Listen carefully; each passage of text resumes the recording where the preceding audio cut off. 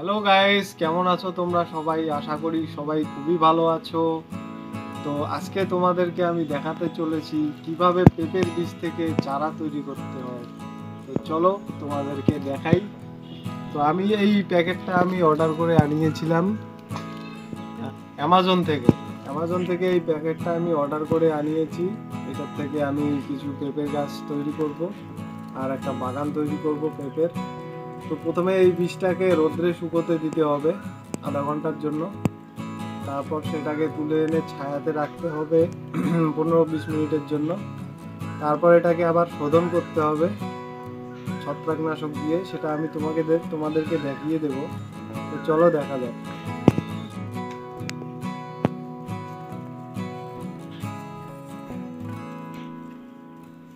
সবগুলো বীজ একবারে দেওয়া যাবে না, কারণ বেশি এখানে অনেক বীজ আছে। আমি অর্ধেক বীজ চারা করব।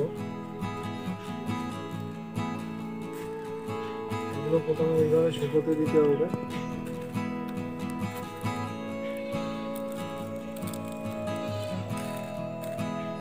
20টা বীজ হবে না? বেশি হবে, বেশি হবে। বেশি হবে না? 50টার মতো আছে মনে হয়, তারও বেশি হবে। 20টা প্যাকেট আছে। তো এটাকে এখন শুকোতে দিব আধা ঘন্টার জন্য। তারপরে এটাকে আবার নিয়ে ছায়াতে রাখতে হবে ঠান্ডা করার জন্য। চলো পরের স্টেপগুলো তোমাদেরকে দেখাবো। এখন এইটাকে তুলে নিয়ে গিয়ে ছায়াতে রেখে দেবো 20 মিনিটের জন্য।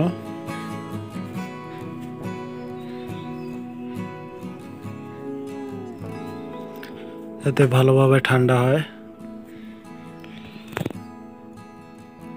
তারপরে এটাকে শোধন করা হবে। এইখানে সমস্ত উপকরণ নিয়ে নিয়েছি: জল, বাটি, বীজ, আর এটা হচ্ছে তোমার ছত্রাকনাশক। এটা দিয়ে বীজটাকে শোধন করতে হবে। তো এই বাটিটাতে জল নিয়ে নিচ্ছি, 1 বাটি জল এখানে অল্প পরিমাণে দিয়ে দেব ছত্রাকনাশকটি।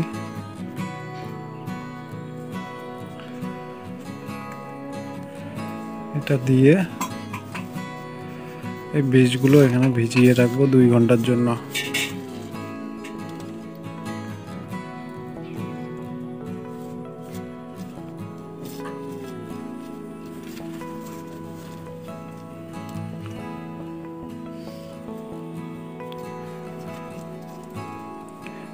চেষ্টা করছি বীজ থেকে চারা তৈরি করার। দেখি কি হয়।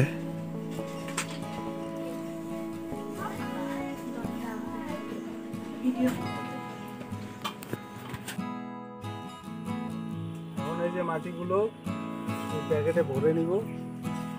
এখানে গোবর আছে, মাটি আছে, তারপর বালু আছে, সব একসাথে মিক্স করা হয়েছে। এখন এই প্যাকেটগুলোতে ভরবো।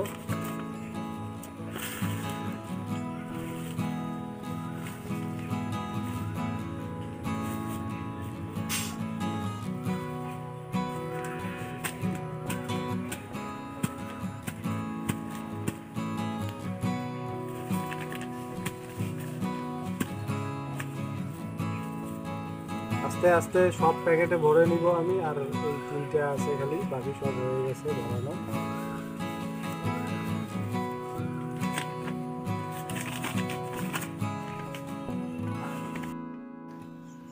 তো গাইস, দেখতে পাচ্ছ এই যে এখন আমি এই বীজগুলোকে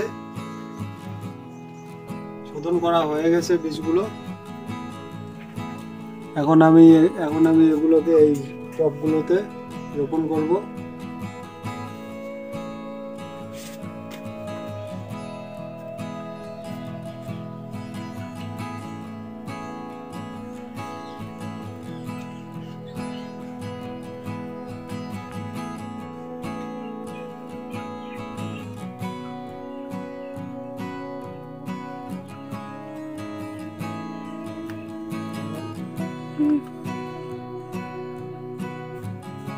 অল্প অল্প করে অল্প অল্প করে খাল করব, খাল করে এই যে বীজগুলোকে দিয়ে দিব। বীজ দেওয়া হলে এটাকে ঢেকে দিব এইভাবে।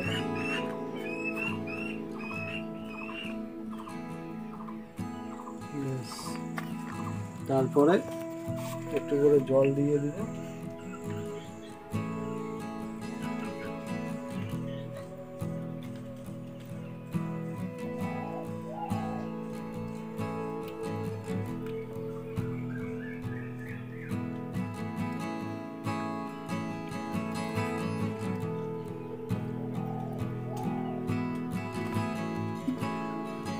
এভাবেই আমি সবগুলোতে বীজ দিয়ে, বীজটাকে পুঁতে তারপরে জল দিয়ে রেখে দিব।